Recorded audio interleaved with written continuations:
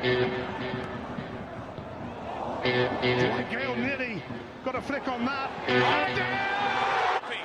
Can he put it into the path of Passlack? He's thinking about going himself. Latapé, Passlack and Latapé! Oh, that's a wonderful goal! They want to Benjamin. Just holding off him. Benjamin twisting, turning, that's It's Liam Henderson to deliver. David Gray has scored.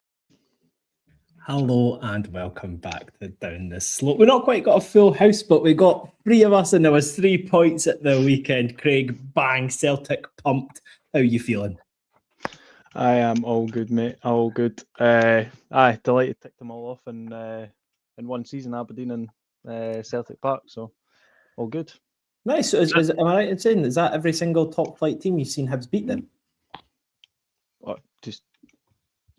I think what he's saying is that he's now seen Hibs win at every ground in the top flight. I think that is the answer that to your question is less than a minute and Mr. McCurdy's headset's just died on him, I think, which is fantastic. Yeah. How are we, Harry? Yeah, mate, I'm good. You know the rules. Hibs are good. Harry's good. Very good performance at the weekend, and yeah, it's just mental, mate. 16 years the last. What were you up to 16 years ago? 16 years ago, I was in, what was that, 2010? I would have been coming to the halfway point of my second year of high school. Right? Yeah. Funnily, I remember I wasn't at the game when we beat Celtic last time, but I remember listening on the radio and getting the updates on Sky Sports News, because obviously it was way before the days of dodgy streams and such. And I remember the updates coming through on Sky Sports News, like I say, and going absolutely mental in the house now. Midweek Danny Galbraith double, but no, nice change of pace to be winning a game at Celtic Park, mate. You know, it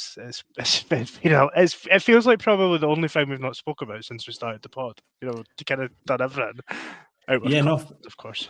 For sure, and talking about things that people haven't done before, Craig, first time seeing Hibs beat Celtic at Celtic Park in the flesh. Was it good atmosphere?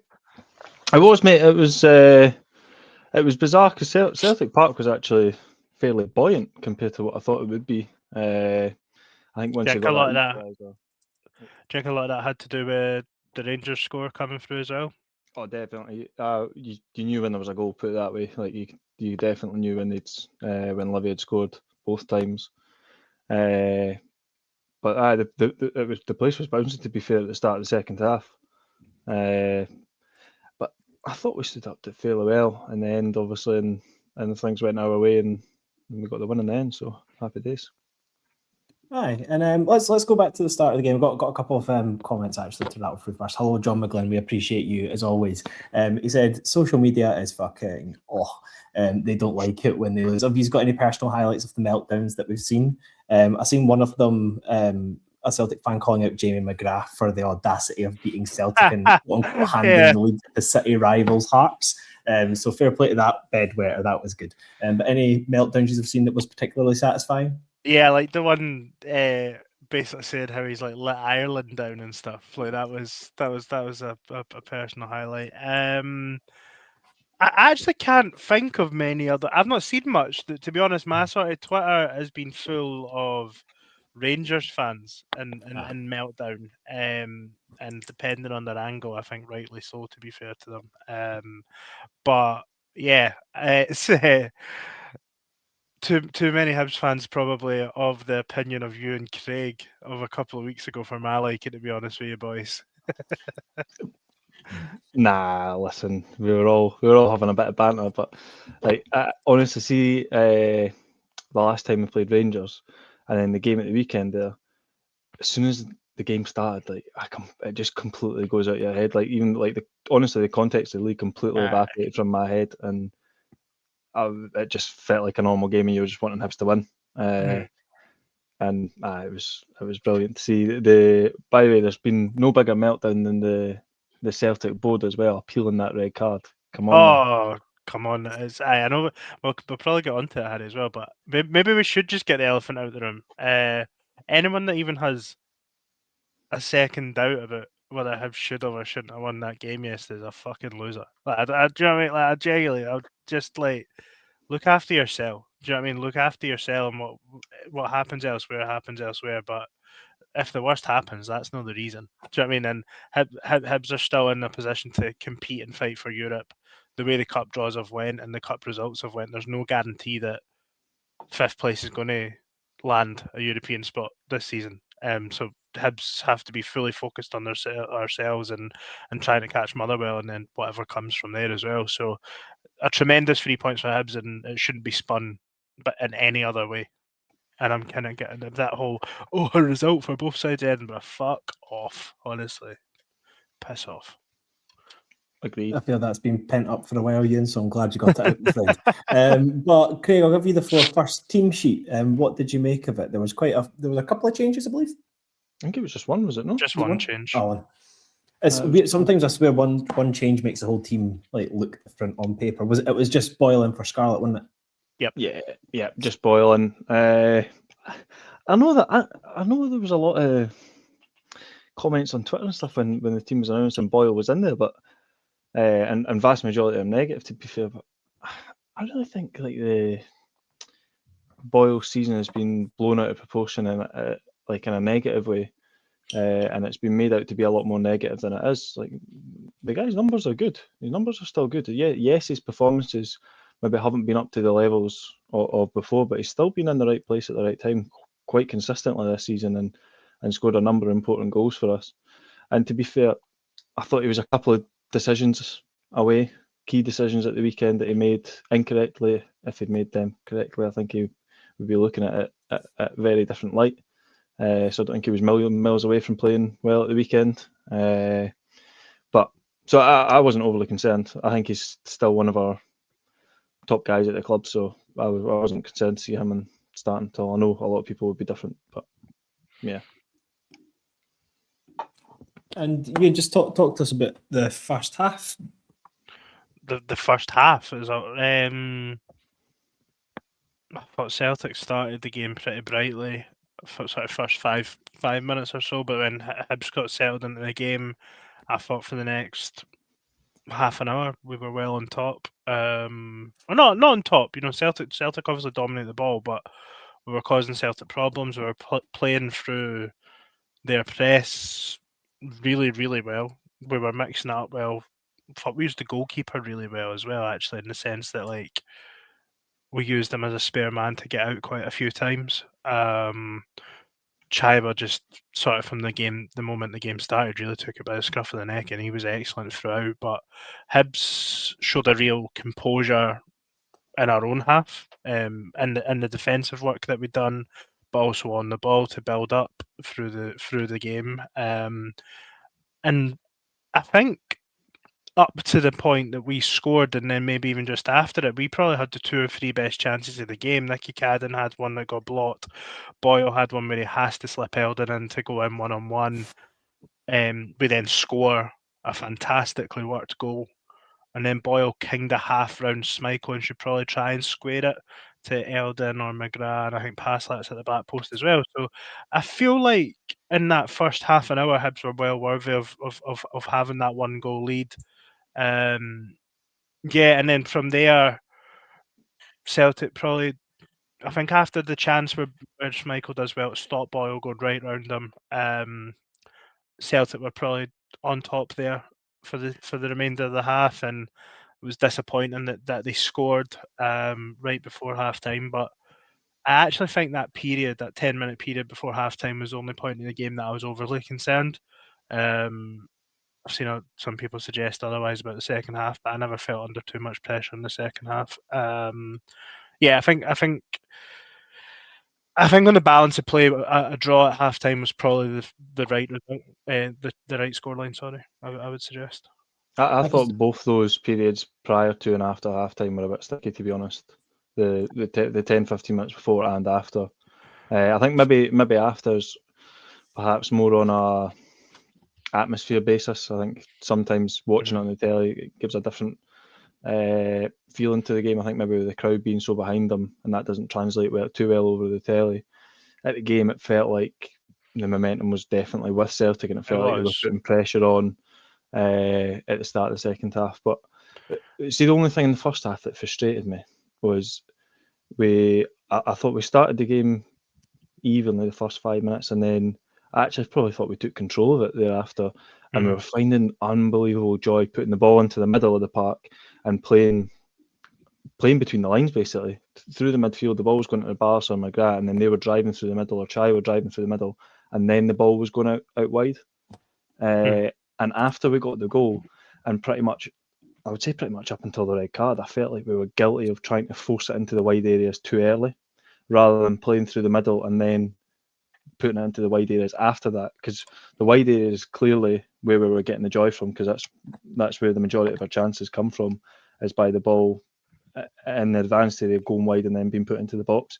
But I just felt like we were forcing it too early, rather than doing what was working for us at the start of the game. So that's probably the only thing that frustrated me, because I felt like there was actually more goals in the game first than we've got in the end. But I suppose you can't complain when we win the game. But Anyway, I mean, think, Celtic were on top, like, you know, from that sort of 35-minute period, probably through the red card. But they had the ball, and that you could hear the atmosphere like on the telly as well. Like, and obviously Rangers being behind at the time, I think Celtic, you know, they do sort of build up ahead of steam a little bit. They had one shot on target that was for 20 odd yards. Do you know, I just, this narrative that is sort of like that the red card changed the game. Well, obviously it did, but then you probably shouldn't get sent off for the second time in 4 games. Like, I didn't feel like Celtic were going to score. I didn't feel it was coming. Like, we weren't getting out as well as we had in the first half an hour. But we had players on the bench that ultimately came on to make an impact, and there's nothing to say that they weren't going to come on and make that impact anyway. I think we changed the front to at 1-1 with 11 men on the park for Celtic. I think that was before the red card anyway. So yeah, Celtic were on top, but I just never felt. I mean, you're not going to go to Celtic Park and dominate every minute of the game. Like, Hibs defended, and we defended well. You know, Rocky got a good block on a shot that was going on target. Salinger saved one shot, a pop shot for 20 odd yards that went straight down his throat. I don't recall Celtic having another chance, and I think that was actually summarised by, if you watch the sports scene highlights, like 4 or 5 of the clips are just their centre forward throwing themselves at the ground under challenges from Rocky, because they were just trying to fucking fill the time. Do you know, like, I just Hibs defended well, Celtic got to the byline and stuff, but generally more often than not they defended it well, and that defending is part of the game. I think especially against Celtic and Rangers, like as you say, Ibrox or Parkhead, you're very rarely will a team domestically go there and actually dominate for a full 90 minutes. I think if you look at the stats, it's easy to just say, oh yeah, Celtic dominated the game. But as you say, context is everything in football, and the chances Hibs created were simply better than the chances that Celtic created, and we were more efficient in the sense that we took 2 good chances when they came. But people getting on Boyle's back. But he just keeps getting involved in goals. Like, I know there was a couple of times that he probably should have slotted Elding in at different points in the first half especially, but it's a really nice bit of play from him to lay it off for Cadden. Cadden, obviously, that's exactly what you want to see from Nicky Cadden, perfectly onto. I think if you were to put money on what Passlack's first goal for Hibs would have been, I don't think many people would have put Header down for that one. I think we need to give some credit to our fellow podcaster who can't join us tonight, as he did remind us this morning that I think on last week's episode he referenced that sort of Nicky Cadden to Passlack, probably more than Passlack to Nicky Cadden, will be quite a big threat for us the remainder of the season. Well, hopefully for years to come. You know, they're both contracted. I know what you're saying about Boyle, and it's a good set, but he's done something simple and done it efficiently. But the cross is superb. Passlack's movement. But by the way, I just, if anyone's watched the goal, but I spoke about it last week. Owen Eldon's move, the cross is just too high for him, but he darts across Scales just in front of Passlack as well. It is. I know that it has no impact on the goal probably, but Eldon's movement as a centre forward looks really, really top to me. When the ball's coming in the box with the quality that it does from Nicky Cadden, that's great. And I mean, it's a tremendous header from Passlack, isn't it? Mate, it definitely does. Elding's movement definitely does have an impact on the goal. I know you're saying that it doesn't, but it absolutely does, because it draws a centre half away from True. an area where he can head the ball. And so sometimes important impacts or moments in goals aren't the guys that actually touch the ball. It's the guys that do the work off the ball. And ultimately, Elding is making a move to try and get on the end of the cross, but he takes a defender away, a tall centre half away from an area where he's going to be able to dominate and win the ball. And then our wee 5 foot wing back. By the way, have you seen the wide angle sort of video of his run for the goal? It's superb movement. When it starts, he properly bursts to get in, and then you see he just has that wee moment where he steadies himself, and then makes the wee dart to the ball. He's got a really, I think that's the one thing that in all four games, is it the pass that's played now? I think 4 or 5 games, he has been a consistent threat and feature in the opponent's box. Pretty much every time we've got the ball in the final third, he is there, available to play a part. He plays a big part in the first goal against Dundee United. He's and finds himself in the box. He found himself in the box a few times that night on his debut. Really unlucky against St Mirren. Finds himself in the box and just a little bit of maybe a bad decision or poor execution against Hearts. It is, and it's not a slant on Chris Cadden at all, or anyone, or Megwa that we've seen play at right wing back, but it is night and day what it's given us on that right hand side, and I don't think it's coincidental that you're seeing probably Nicky Cadden's best year on the few games as well, because teams now can't kind of just assume that all our play is going to come down that left hand side. So I think it's massive. But you actually phrased that around Martin Boyle. I thought Boyle he'd done his job well. In the game, I think he's made 2 poor decisions, not to pass in promising positions, but on both occasions he's in that position. He stretched the Celtic defence. We were talking about it before the game, why is he in the 11 over Scarlett? I think that's exactly why he was in the team. To get in behind, to stretch a defence, and that's where the goal does come from. It's a good, honest run in behind an option, and he doesn't do anything spectacular, but he does it with calmness, and he plays the pass to Nicky Cadden at the right weight, so Cadden can just step onto it and whip the ball in. I think Boyle was really good yesterday. It's easy to get, it's easy to get hung up when strikers miss opportunities or when they, don't play the passes or whatever. But I think you've got to recognise that his all-round play yesterday, I thought, was really, really impressive. And yeah, no, I agree. And for me as well, just sorry, we're kind of jumping back on each other's conversations. I just wanted to mention Passlack. But the thing that I've noticed with Passlack as well is, Shooter, I know, given it's more limited minutes, and Elding, but the 3 of them are just very good football players. You can just see it instantly. They're not just athletes, but they've got physical attributes as well as just simply being good at football and fun to watch. I think the reason that the attitude towards Hibs has changed so quickly is because we've actually got players on the pitch that create really nice passages of play that are aesthetically pleasing on the eye. And Craig, for that second goal, we definitely saw the benefits of it. It was just a beautiful goal, wasn't it? It was. Both goals were good goals, but one end to the other, sort of counter attack, if you like. And to be honest, when the ball goes into the box, and I was screaming for Suter to just smash it first time when he ran onto it. But it's top striker play, and then a top finish. That's your first goal in senior football. Unbelievable. Really good. We're in the 85th minute or whatever it was now. I think before that though, I mean, it's a great goal, and I think would you say the sort of forward thinking signings from January have all made a really positive impact. Obviously, Gardenango was good on debut, then got injured and hasn't played since. But Shooton made 2 goals and assists since he came in. Passlack's now been heavily involved and scored a goal. Scarlett's not scored a goal, but has been really effective, you would suggest, in at least a couple of the games. And Kai Andrews has obviously scored a magnificent goal, and so's Owen Eldon. Like it's another sign that the recruitment was good in the window, and I stand by my thoughts coming out the window. It was too late. I think you're starting to see the benefits of no,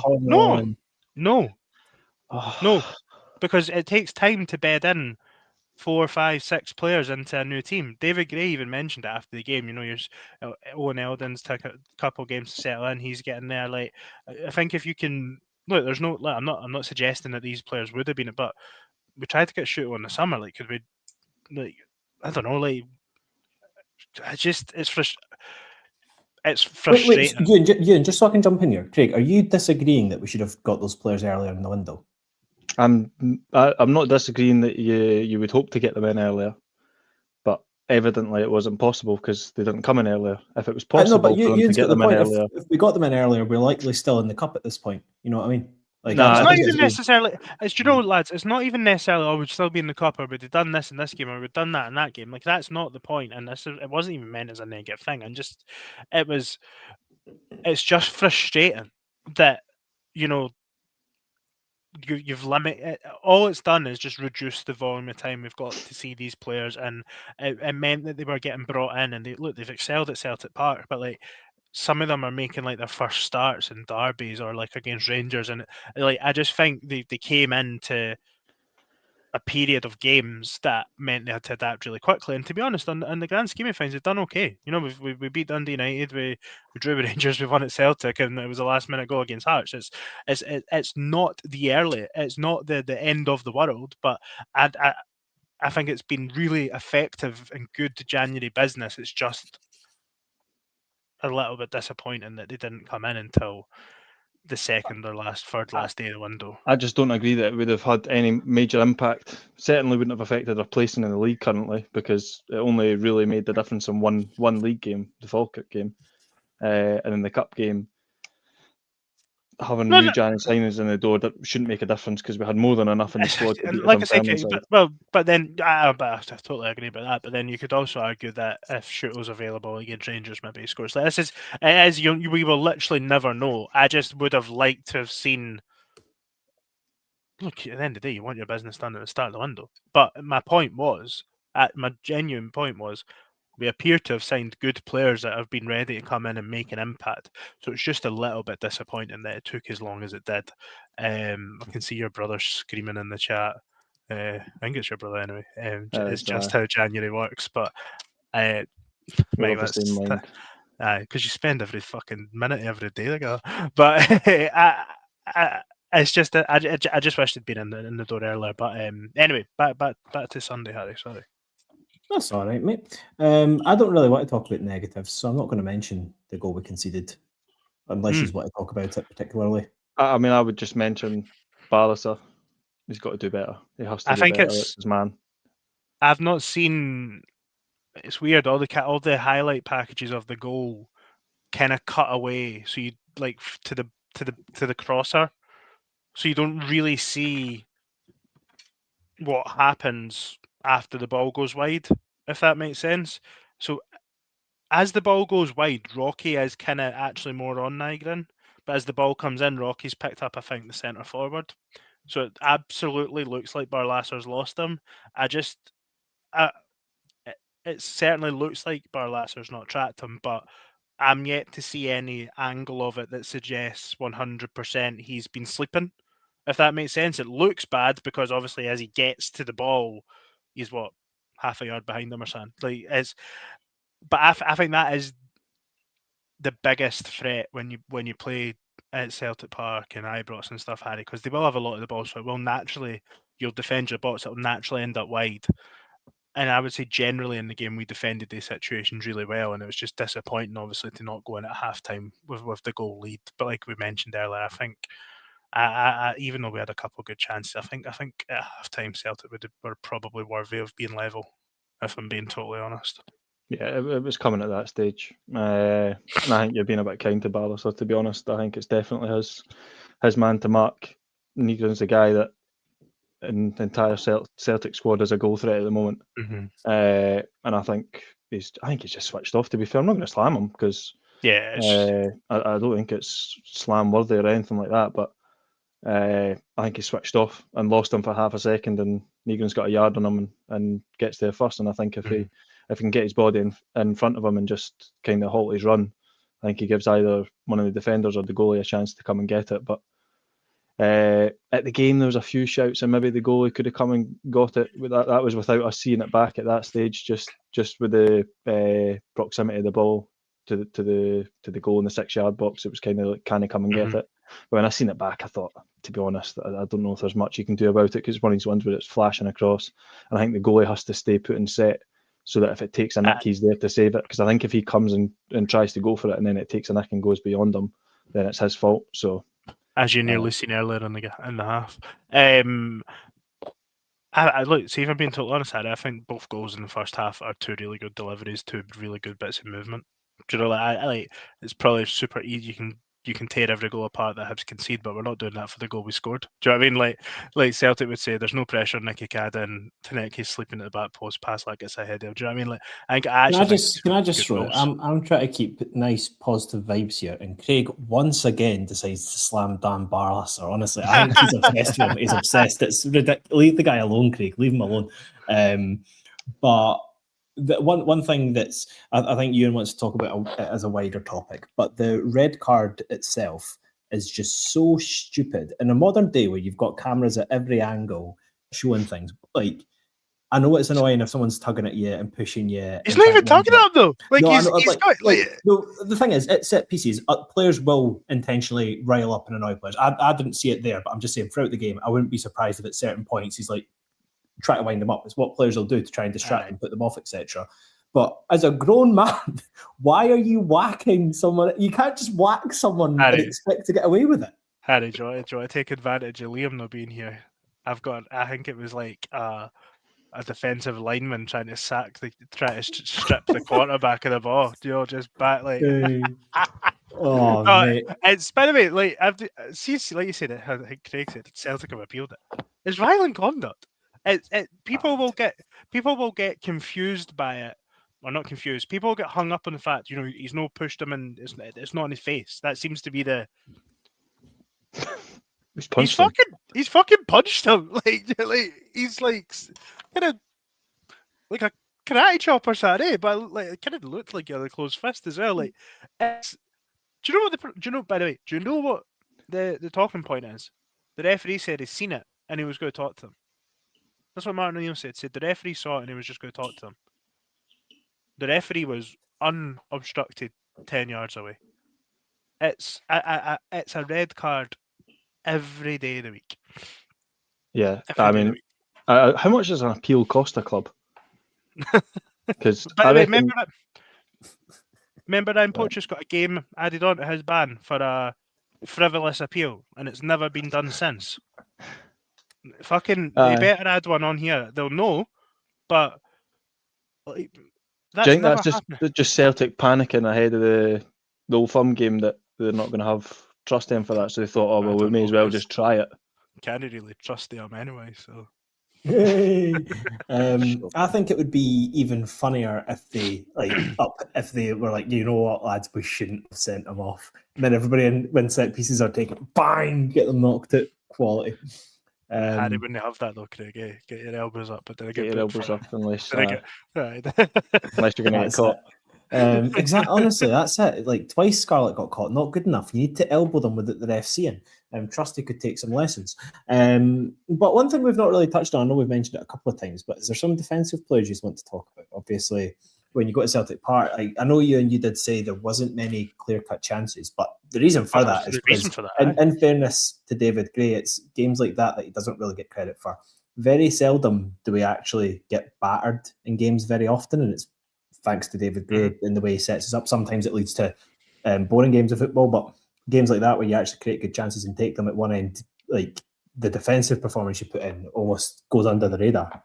I'll maybe go first, Craig, because I don't particularly want to highlight any individual. I mentioned it last week that I thought the back three being sort of back to what, obviously the caveat that Lewis Miller played, but three players that are fully comfortable with each other and have been in and around each other for sort of 18 months or so now, whether they've been in and out of the team at different points. I think that's 2 games in a row. You've seen the excuse me, you've seen the real benefit of that.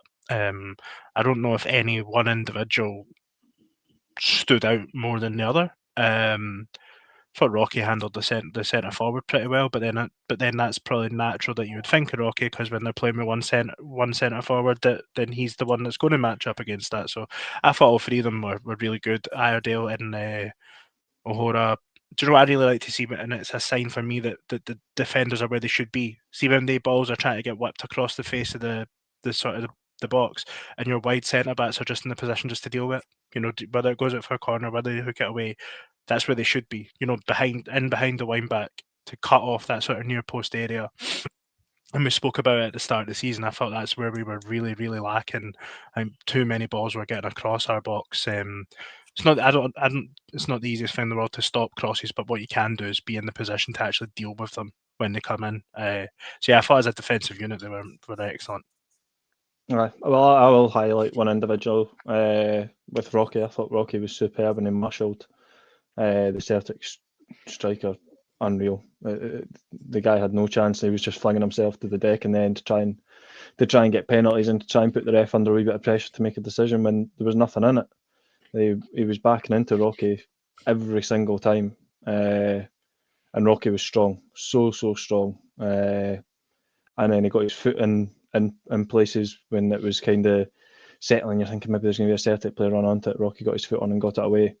And I thought it was a really, really good performance under, I'm not going to say severe pressure, but under a decent amount of pressure, especially when the atmosphere gets going in there.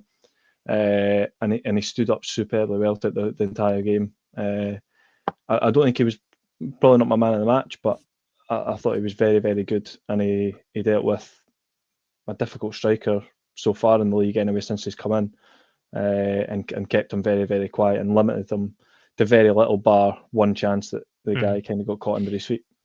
Do you know what as well, Harry? Like, you've only got to see, just to go back to the defence as a whole, with the balls coming at the box, you've only got to look at the goal we conceded in the derby. That position that you find yourself sort of maybe in between the sort of front post and the fullback, I think it's instrumental, and I just thought O'Hora and Iredale both on each side done that tremendously well, even late on. Actually, pretty much the last kick of the game, I know they had a corner from it, but Rudy's sleeping and the fullback gets in around them. But again, Iredale's there, clears it out for a corner, and then he goes fucking mental at Rudy. But like, I felt for Rudy a wee bit coming on, getting put into left wing back, obviously not a familiar position. When I seen him, it was my guy I came on for it. Yeah. And when I seen him coming on, I thought, oh no, like this just screams him getting done in behind, and it did come, but luckily we got away with it, and his centre half bailed him out for it, so that was good. Yeah. I know we spoke about the red card. Can we talk about David Gray a little bit? I was literally my next question was going to be, I'll hit my question first, and you can go on what you're wanting to. Where would you rank this in David Gray's best wins? Would it roach into the top 5? Obviously, we had that insane run of games. Let's just sum up, Harry. Let's maybe just sum that spring to the top of your head. So obviously, for me, I think the Hearts game at home last season is the one that always jumps to mind. I think beating, I know it's technically not a win on the, but away to Partizan, I think's a ridiculous result. It's something that we've not really seen as Hibs fans before. And then just beating up the Aberdeen each time, beating Rangers Celtic last season too. The Ibrox one was obviously really impressive. Harry, I'm going to say it's not in his top 5 results, and that tells you everything about how well he's done as Hibs manager. Craig, do you concur? You were at the game, so maybe slightly different. There's maybe a wee bit of an emotional attachment there for me in terms of how many times I've been to Celtic Park and never seen us win. I know it's not one result, and I keep going on about it every time, but that week where we beat Celtic, Hearts, and Dundee United in the 1 week, Dundee United one was massive. kind of string that together as almost one event, if you like. It's context, mate, as well. Do you know, like, it's easy. Oh, you went to Celtic Park and won, but like, I mean, it's fucking huge. Like, it's massive. It's a massive feather in his cap. But there was more pressure on the game at Tannadice last season than there was yesterday, for example. You know, different level of team that you're playing. But I think had we lost that game at Tannadice, we were still going to be. No, I think we were going to go 5 or even more points behind them. You know, it was massive.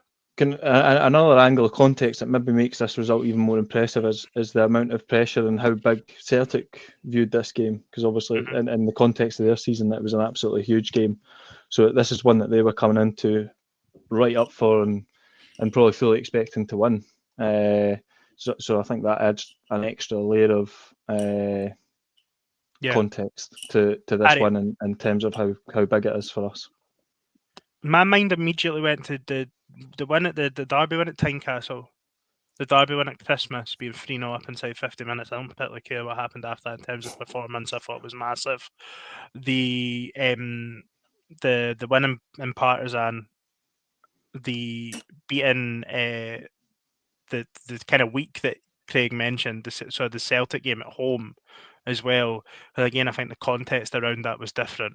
So I then it maybe sneaks in at 5, but I don't know. I think maybe it just drops out potentially as well. But like, because I mean, I don't know. I think going to Michelin and getting a draw is just as big a result. Do you know, like, this is like, and I was going to say, if we're throwing draws in there as well, there's obviously the 3-3 game with Aberdeen, which did just feel like the whole and like, for the we're not season. even talking about going to Ibrox and winning in February or March last year.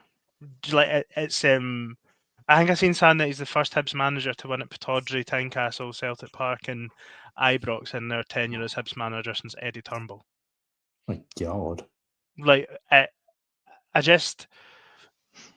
when I said I wanted to talk about David Gray, I didn't even mean his tenure. I meant in terms of the subs that he made and the way that he changed the shape and how he made us play when Celtic went down to 10. But I mean, I'll sit and wax lyrical about David Gray till the cows come home. But shifting McGrath out wide, Iredale very much played as a fullback.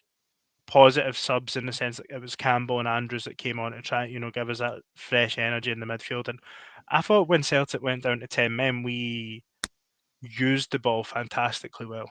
Now, it probably helps that it's Celtic that you're playing with 10 men as opposed to a team that are naturally just going to want to camp in and sit and defend their box and maybe take the point. Whereas, Celtic were obviously always going to try and push on to win the game themselves, which I think probably makes it a little bit easier for us to actually utilise having the spare man and find that space and move the ball well. But I thought his subs were excellent.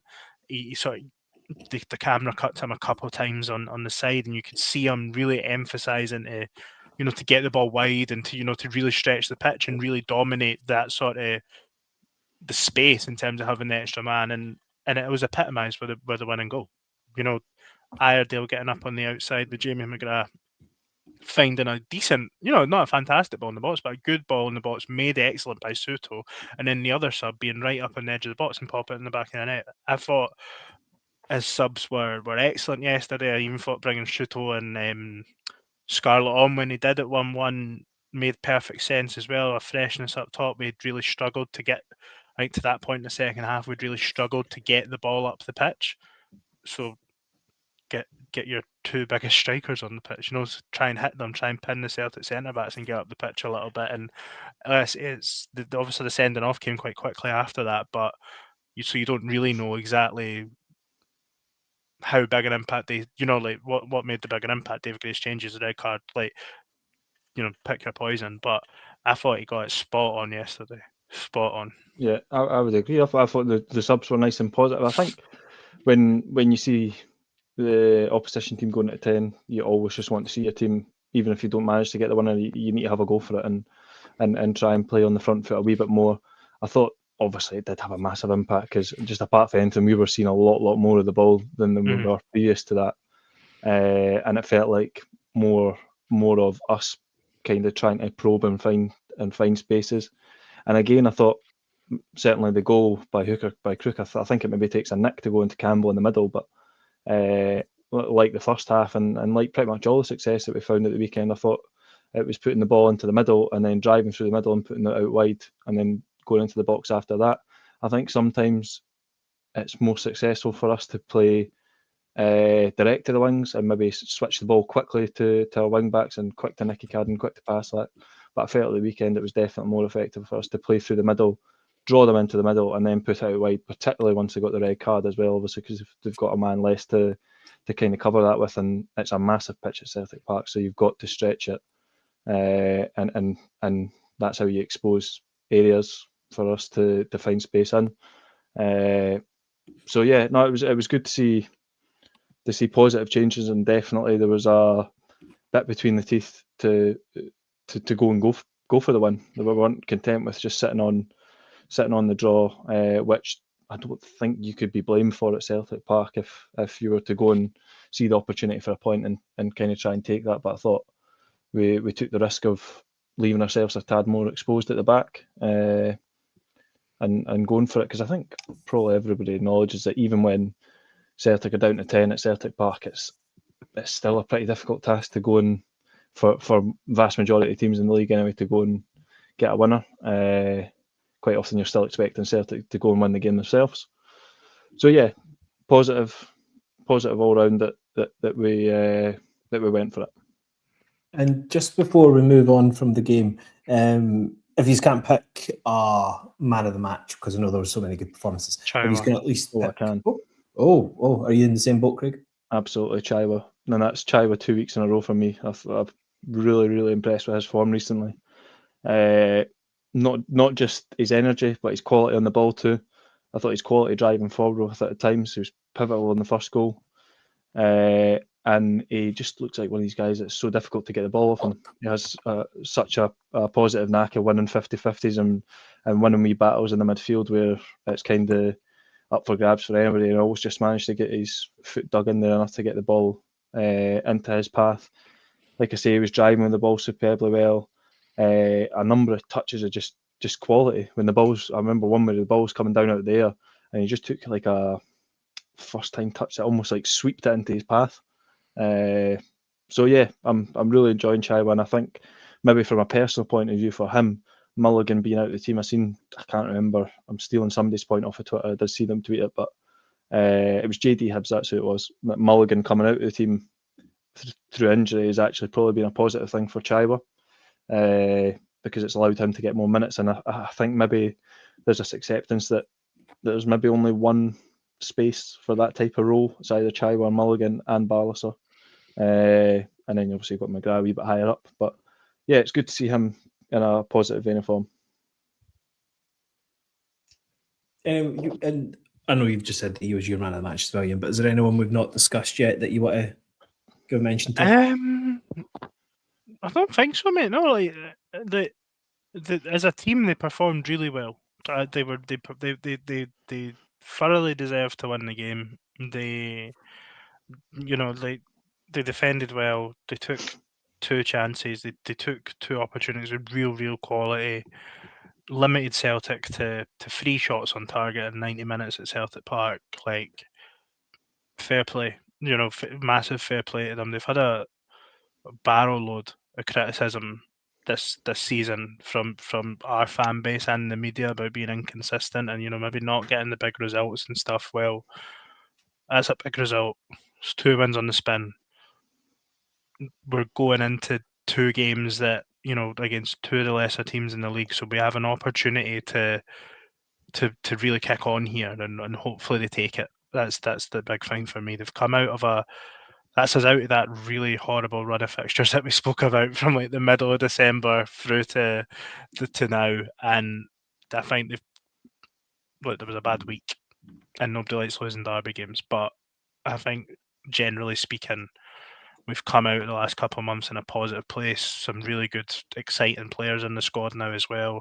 So I think I've said it post Rangers and post Hearts. I think we're set up to have a really strong end to the season, and that's sort of what I expect Hibs to do. Craig's probably panicking now in case we win more than 3 games out the next 6 or whatever, seeing as they didn't have us winning 4 or 6 before the split. Mate, I honestly can say I would be so happy to be incorrect on that or proven wrong on that. Absolutely. Can I actually just see while we're on the positive feeling? Can I just give another couple of guys a wee bit of credit, because I think maybe they've definitely come under fire this season. Certainly at the start of the season, Iredale. I've been saying that every week now. He's been. I know, but it's just so Consistent. good to see him back into a consistent vein of form and looking much more like himself. It feels much more solid now. Do you not think there has to be something in that, Craig, that he's playing with the centre back that was playing inside him all last season, and he's playing with the left wing back that, like Nicky Caddens was, in our big run of form, he wasn't always there. Obita played a lot because he's injury, but he's got players at either side of him that when he came into the team, they were there. Do you know, like that, and like they sort of developed together. And because you remember last season, like when they were throwing I'm not a huge fan of defenders celebrating things going out for corners and stuff like that, because I love it. I like the passion, but then I'm also like, did he fuck up the corner now? Like, do you know what I mean? Like, just like, but like, there was that eagerness and passion and determination that they were going to get through games, and they would have built that together. And it's not a slant on like Grant Hanley or anything, but they players have been through that together. They know how to win together. They've done it for 7. They went unbeaten for 17 games. So I think that sort of maybe even just like mental, psychological side is massive. I think they like Iredale knows where Rocky will be. Rocky knows when he needs to cover for him. Iredale knows when he has to cover for Nicky Cadden. I think all in Jack Iredale's best games this season have probably come with either Nicky Cadden or Jamie McGrath left wing back. Again, not a slant on Ambita, but I just wonder if maybe he feels maybe they give him a bit more space as well. Do you know? Like, is it? I don't know. Like, because he played really well against Falkirk at home and McGrath was out at left wing back. Just definitely a comfort thing, I think. Yeah, I'm quite sure there is an aspect of that, but I think a number of times at the start of the season, Jack Iredale was just making individual errors that really weren't influenced by who was around him. And there was a lot of positional things, a lot of balls were going over his head.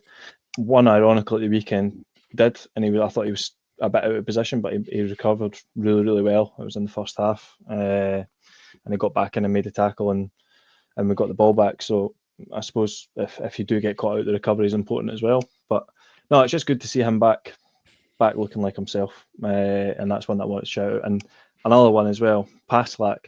I know you've touched on him in an attacking sense and how much he's adding to us attacking wise, and I think there was this perception when he came in, probably down to a lot of the Twitter reports, if you like, of him, that he was maybe going to be defensively a bit more suspect, and then maybe the first 15 minutes against Dundee United feeds into that narrative a wee bit as well.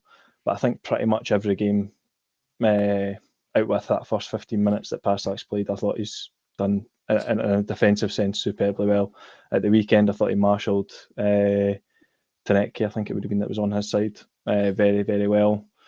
And yeah, I feel very, very solid down that right hand side at the moment. And the good thing is as well that we've got Megwa as well there, that we've got great confidence as well. So it's good to have options. But yeah, Passlack, his pedigree is clear. That's all I'm going to say at the moment. And yeah, just looking ahead to the rest of the season, it's weird. We're kind of at that stage now where every week it feels like we're saying what actually is success. I suppose it's like I said last week, and I'm kind of just sticking to it. We just need to keep winning games, really. Like, just see what happens. We can't really impact what's ahead of us. I think Falkirk have lost their last couple, so we've now got a nice solid gap ahead of them. So for me, I'm hopeful that by the time we hit the split, that's pretty much ended that conversation. Do you know what's going to be like? If I'm being totally honest, we could keep winning and probably still end up in 5th. But that's genuinely, I'm not 100% sure that Motherwell will drop off. That being said, if we keep winning, it means beating Motherwell, so that would pull them back in a little bit. But let's just see where we're at. But I've got a feeling we'll finish the season strongly, be feeling positive about it, look back on a season of missed opportunity, and I think we might finish 5th, if I'm being honest, purely because I think Motherwell will really excel, but I think we'll have a really strong end to the season. regardless of where that league actually takes us in the league. I think we've been getting progressively better and better for a number of weeks now. Basically, since these players came in January, we look better and better, and things are getting more and more positive. And like you say, we've got a fairly kind run of fixtures, I would say, going on. A couple of them away, unfortunately, but definitely an opportunity to pick up some decent points now and get a bit of momentum. And I think ultimately, apart from anything else, we know for certain that we have and can have a massive impact on the title and where the title goes. So yeah, that's why I would be looking to try and spoil anybody's party. I don't care who it is. Let's spoil somebody's. Well, there's one party I want to spoil, but I'm not allowed to talk about that because Ewan gets annoyed. No, trust me, mate. I want that party spoiled big time. My concern is I don't think the fucking main two that should be spoiling it are good enough to spoil it. That's my problem. Can I just say as well, to Ewan's point, I definitely agree that I think 5th is where we're finished. I said earlier in the season that I thought we would finish either 4th or 5th. I think at the moment, Motherwell, it's 4th is absolutely not impossible, because we've seen in the Aberdeen Cup game, like, Motherwell are human. They can be beaten. But I think for us to finish 4th, we need to probably beaten them both times. And I don't think that'll be particularly easy, given how strong they're looking just now. And I to be honest, I fully expected them to kind of to be off it a wee bit by now. But it'll be interesting, because they should both be really, really top games to watch. Inevitably, one of them will be a stinker, but it's two good sides that play decent football, and two teams that will really be looking to win. Obviously, us to try and catch Motherwell in 4th, and I think Motherwell will be really wanting to win to try and look higher up the table. I'm sure they, at the moment, have aspirations of finishing anywhere, to be fair. Certainly, I think they should be looking at finishing 2nd, if not 1st. I think you've got to look at it this way, Harry, for the rest of the season. Hibs won't play a team that we won't go into the game thinking that we've got more, like, any less than a really good opportunity to win the game. If you can beat Celtic at Celtic Park, you can beat any team in Scotland. That's what I mean. Like, we should beat Dundee, we should beat Livingston. Motherwell, we obviously drew with them at the last time. We've beat Kelly away. We've beat Aberdeen both times. So that's your. Do you know what I mean? Like, and then you're going into the split, and like, you've beat Hearts once this season. You've competed well with Rangers. You've beat Celtic. Do you know, like, I think we've been pretty consistent with this all season. Hibs are a pretty good football team. We've not put it together often enough this season, but look, I think we'll be just fine. To be honest, like, I know that, and what that looks like come the end of the season, we'll wait and see. But we'll win more games than we lose between now and the end of the season. That's for sure. Well, give me a rating then on the Celtic performance. What he's giving it out of 10? 10.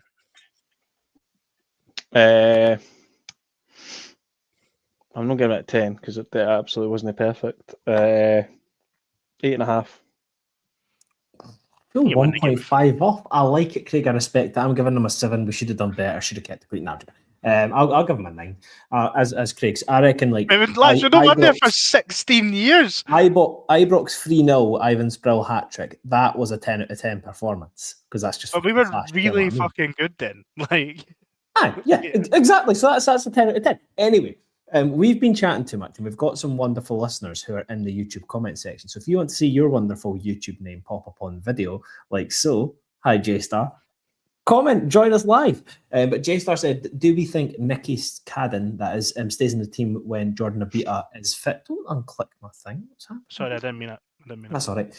So Craig, I'll give you that one. Do you think that Nicky Cadden stays in the team when Abita is fit? I'm a huge fan of playing players that are playing well. So if Nicky Cadden continues to play well, then he'll be in the team.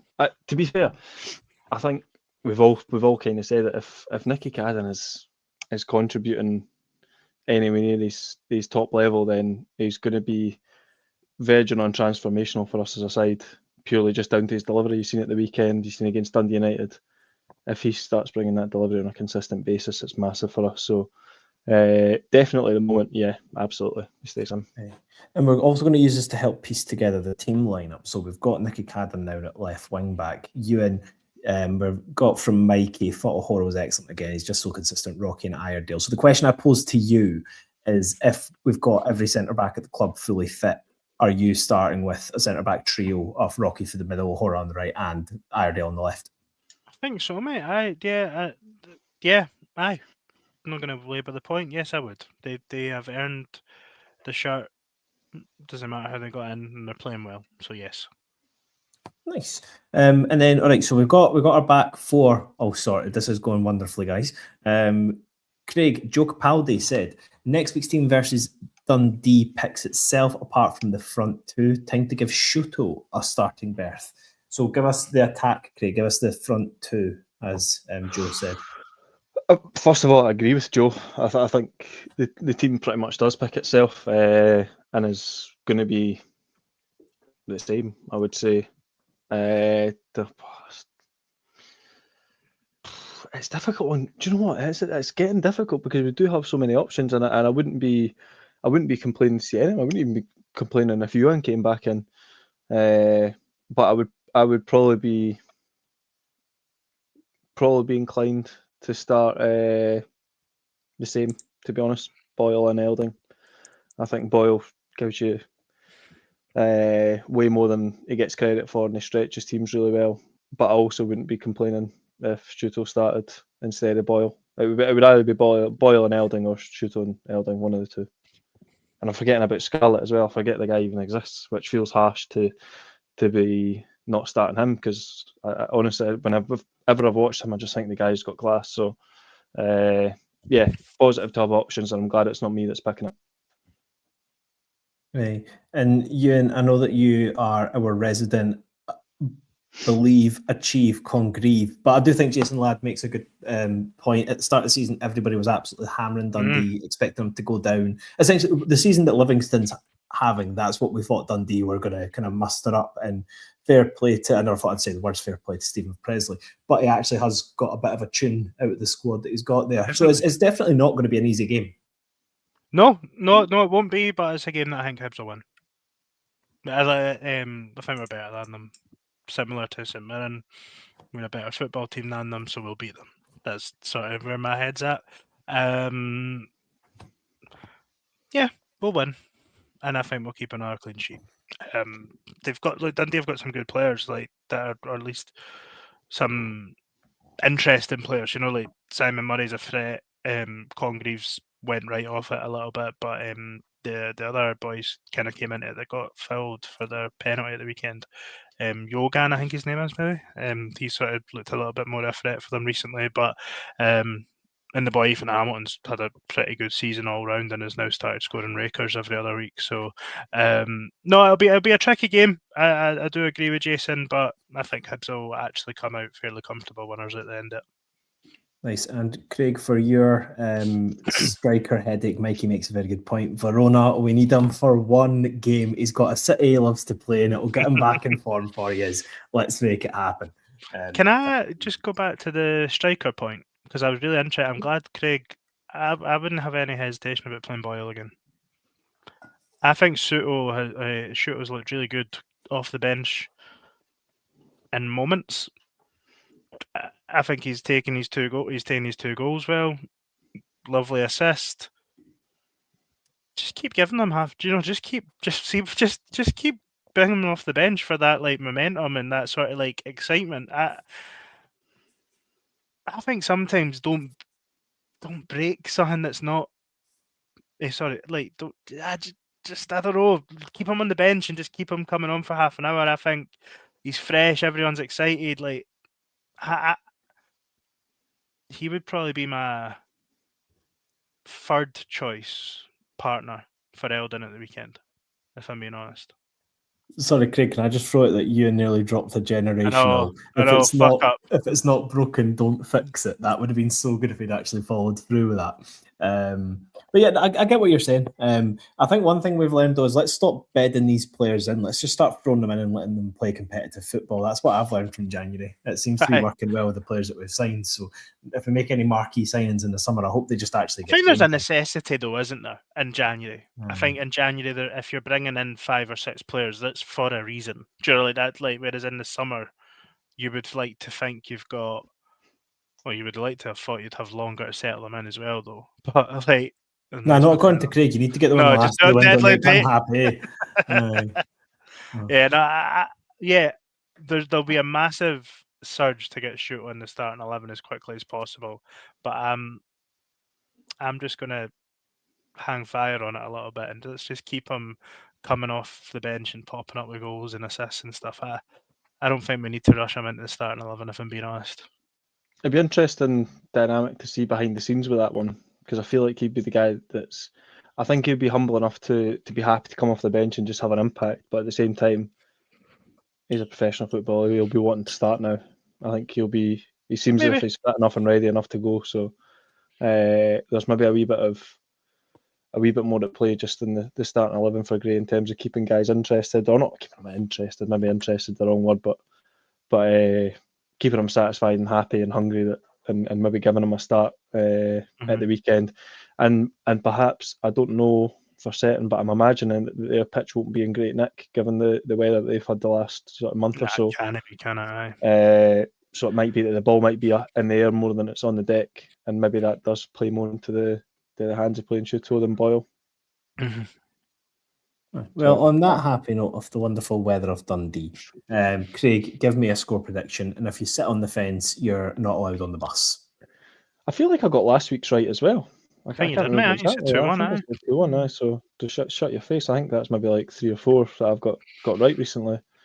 3-1 Hibs, and I'm very confident I'll be correct again. 2-0. I really don't like that you just said that. I'm not going to lie. I'll say 2-0. 2-1 Hibs. 2-1 Hibs. better if We'll you keep the said 2-1 0-2. rolling. Ooh. Aye. Hibs on 2-0. Yeah. Boyle's definitely scoring.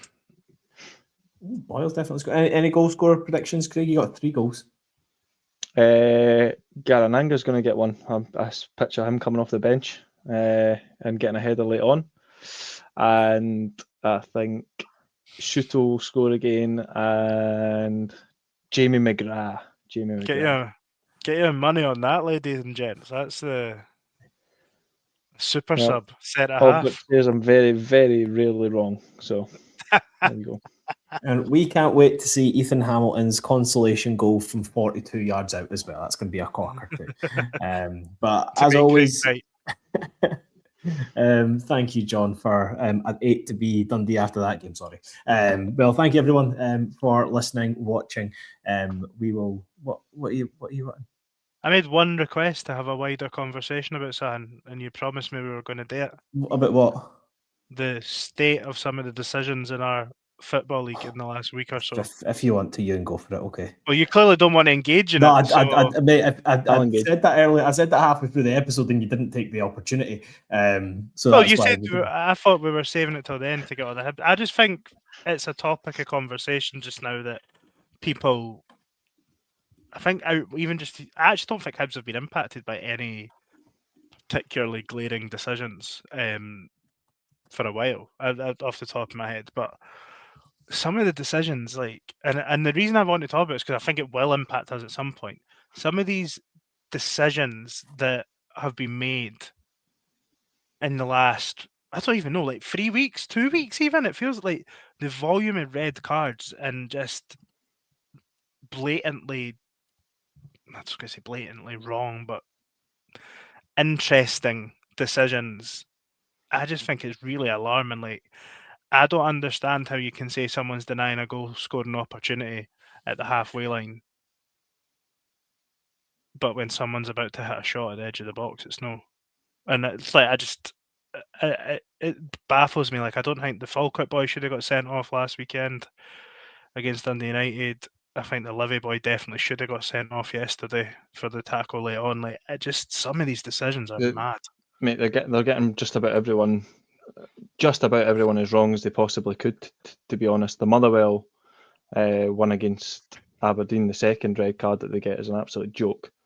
Even the fact that Scottich's ones are the way the VAR operator has played the replays for the ref when he comes over to the monitor is scandalous. They've given him a behind the goals or sort of not pitch level, but behind the goals in the Aberdeen end view of the park to make it look worse than it actually is.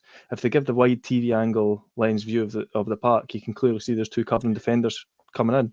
And like you say, you go for 1 week where you have Liam Henderson and I'm not sure who got sent off for Motherwell, but the Motherwell guy getting sent off for like you say, tackles on the halfway line where the guy has so much to do to score. It absolutely cannot be classed as a goal scoring opportunity or denial of a clear goal scoring opportunity when there's clearly covering defenders coming across.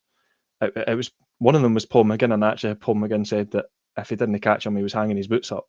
Like, and if Paul McGinn's saying that at the age of what is he like, got to be 35 or something, then there's something wrong.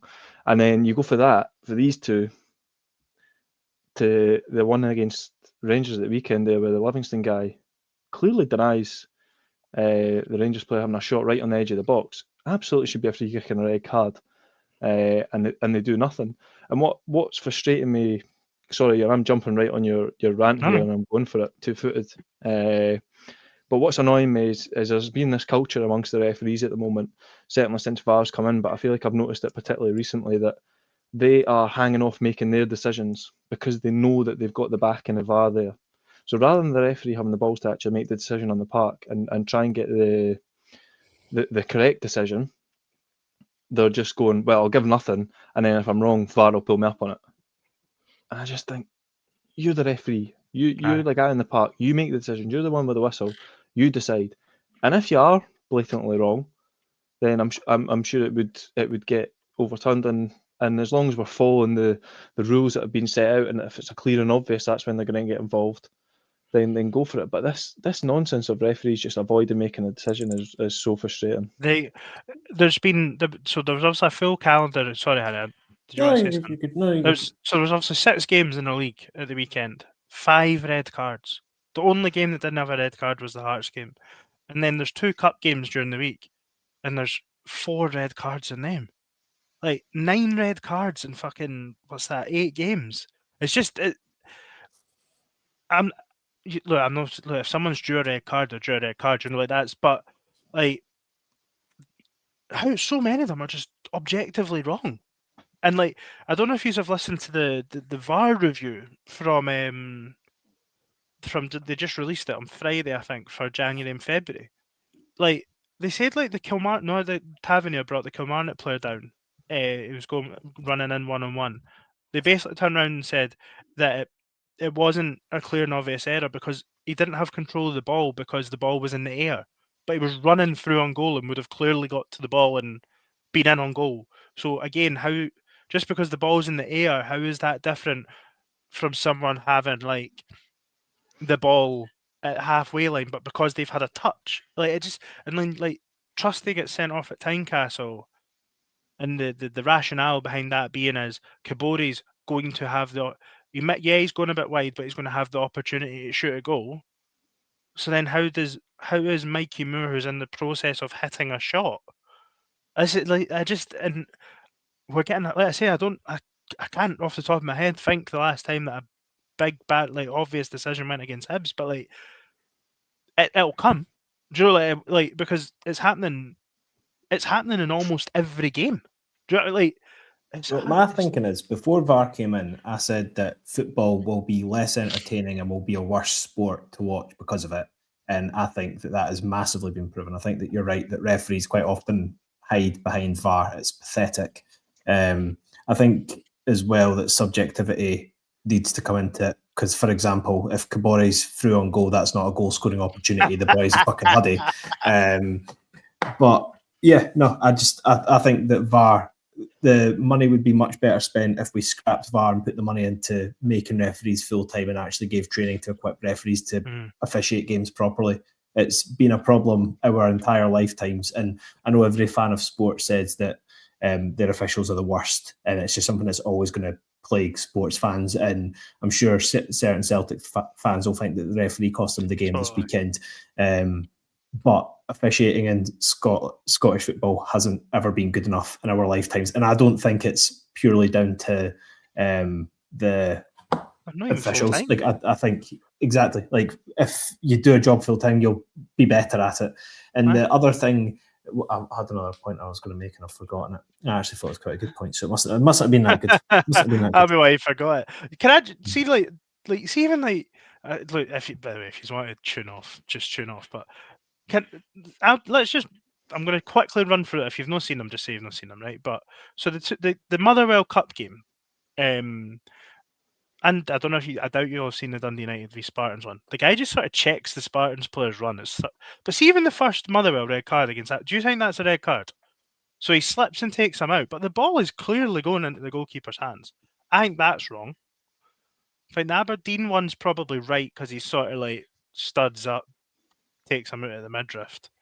But then the second one that Motherwell got as well, like, how are you denying a goal scoring opportunity fucking 45 yards for goal? Like, so I think they've got 2 out of 3 wrong there. What do you think? This is slightly different, but if you want my take on VARs, I think that video assistance should always be in play. I don't think that you should have to pay stupid money for it. I think that, the Drogba goal at Old Trafford, where he's literally like 6 yards offside and he scores and it doesn't get chopped off because the linesman's had an absolute mare. That's when someone should literally be like, mate, sorry, you've somehow missed it. He's miles off, like, we need to overturn it.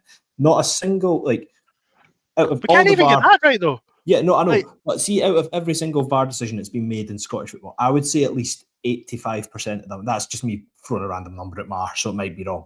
But I'd say, like, so many of them are so unneeded. Like, football should be about spontaneous moments, and VAR checks should be instant. If you think that something is egregious and missed, they should be able to go over, look at it once on a monitor, and be like, okay, I've got it wrong, we're changing it. There shouldn't ever be more than a minute that a referee has to make his mind. If you have to show 3 angles, 10 replays for a referee to be like, oh, I might have got it wrong, it's not wrong. Just stick with the decision. The thing with VAR is it changes games, and there's no reason that VAR should ever change games. Sorry, I went on a rant there away from what you're saying there. I agree with the sentiment of what you're saying, Harry. And if you catch me in a moment at a game, I would agree wholeheartedly with you.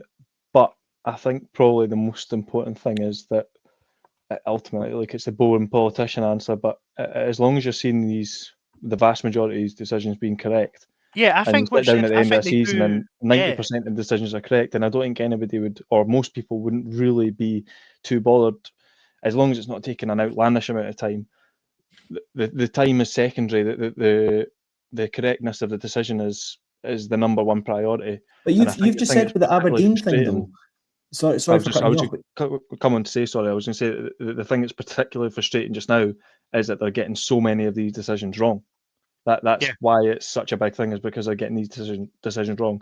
And then you pair that with the amount of time it's taken, and then you pair that with the inconsistency of the decisions, and that's what causes this massive frustration among everybody, because fans of all clubs have seen it going against them, and I've seen it going for them. So we have one that goes for us at the weekend. Liam Scales, that should have been a penalty to Celtic. I think it would be, I think it'd be wrong of us to try and say that it couldn't have been a penalty, because he did have a hold of his jersey. So there's one that's gone for us. St Mirren at home, absolutely should have been a penalty. How many goals have St Mirren had ruled out this season? But exactly. I haven't. My issue isn't with VAR. I think VAR probably gets you. I think it probably reduces the amount of incorrect goals that are ruled out for offside and stuff. Maybe stops linesmen from being a bit trigger happy with their flag, stuff like that. But I mean, you've seen it. I don't know if you've seen any of the FA Cup games when they didn't have VAR. There was a couple of goals ruled out that shouldn't have been ruled out. A couple of goals that stood that should. Like, it was a bit of a mess, and it was games involving Premier League teams that absolutely could have had VAR in operation. But it's the interpretation of it. But then what blows any good faith out of it is, how does the St Mirren red card not get overturned? Because the ref gave that on the field, right? I think the fourth official told him to give it, and he gave it on that basis. VAR didn't intervene to tell him to, they didn't tell him to go to the monitor. Sorry, I know it just, and I know I've totally taken us on a sidetrack there, and we're supposed to be a Hibs podcast, but I think it's us. I'm genuinely, I actually have a concern that something will go against us, and the officials just aren't good enough to get the decisions right. And my concern comes from look, if every team thinks it's corrupt, then it's not or every team thinks there's a conspiracy. They can't conspire against everyone. I mean, that's physically not possible. But it just seems so messy now, and it's bad, and like it's going to cost people. Like Motherwell are probably beating Aberdeen if they don't have to play 85 minutes with 10 men and then 9 men. Like it's just, I don't know, I hate it. And the refereeing in this country is mental, absolutely mental. Mate, we go to football for moments. Like the reason you follow Hibs and up and down the country, home and away, is because you want to see us score a dramatic goal. You know what I mean? Like, and those moments very often in the modern day, like it's not like calling Craig out, but there's been at least 4 big goals that Craig's not celebrated on the basis that he thinks VAR's going to intervene. That's shite. It's absolute shite, and I think it's a poison to the game. Where were we when we all just, was it St Johnstone last season? Was it like Lafondra scored? Yeah, we Gale thought it was offside. Gale scored, and we just sort of stood there like, nah, he's offside. Like aye. It does have that effect, though, certainly on me. Like, because I definitely find myself second guessing and going, oh, I don't know, I think maybe he was offside or whatever. You obviously have goals that you're absolutely certain there's nothing wrong with it, so you can celebrate it as normal. But it has put that wee nagging thing in the back of my mind when we score a goal that I'm going to feel like a bit of a muppet when it's overturned. One of the ones that sticks in my mind the most and was sort of the worst feeling was the Boyle one semi-final against Aberdeen. Where, I mean, the guy is, I mean, he's a toenail offside. He's not offside. He's not offside. But see what you just said there is probably one of the biggest frustrations as well for Scottish football fans, is that there's so many of these offsides that you're just going, I don't know. Mate, I don't know. Kevin Nisbet's goal for Aberdeen against Livy last month, they couldn't draw the lines, so they've referred the referee over to have a look at a still image. No. When the whole reason we've got the lines is because depth perception and stuff. Just go with the fucking decision that's been made on the pitch. I was even gonna say Kevin Nisbet at Easter Road just recently when he scored for Aberdeen, when he won each. I really don't think he was offside. Well, that gets them away to love because it. Aberdeen said that VAR was perfect for offsides after Boyle's goal was ruled out. So that's genuine karma that Aberdeen deserved. So I'm not having that as incorrect because Aberdeen fans didn't have ours as incorrect. But boys, that'll do us, aye. That'll do us. Hibs are good. Boys. VAR's shite. Referees need to grow up and behave themselves. We're going to pump. Dickinson. Sure. We're going to pump Dundee at the weekend for a laugh. Is 30 points, is 75 points enough to win the Scottish Premier League? I guess we'll find it in 10 games. I'm joking. I need to stop doing that. It's going to get clipped. I'm going to get slapped for that as well. Just to answer your question, no, it's no. No, it's probably not. But boys, thanks for joining as always, and everyone, thanks for watching and listening. Goodbye. Cheers.